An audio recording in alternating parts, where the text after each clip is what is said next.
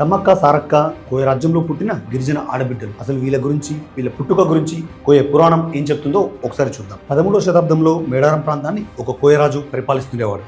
ఆ రాజు ఒకరోజు అడవిలో వెళ్తుండగా ఒక పుట్ట దగ్గర ఆడపిల్ల ఏడుపు వినిపించింది. వెళ్లి చూస్తే పులులు, సింహాలు కాపలా కాస్తుండగా వాటి మధ్యలో గొప్ప తేజస్సుతో ఒక ఆడబిడ్డ. సంతానం లేని తనకు ఆ ప్రకృతి ఇచ్చిన బిడ్డగా భావించి ఆ పాపకు సమ్మక్క అని పేరు పెట్టుకుని కోయరాజు తన బిడ్డలా పెంచుకున్నాడు. సమ్మక్కను ఆ గిరిజన ప్రజలందరూ అమ్మవారి స్వరూపంగా భావించేవారు. ఆమె చేత్తో మూలికలిస్తే ఎలాంటి రోగమైనా తగ్గిపోయేది.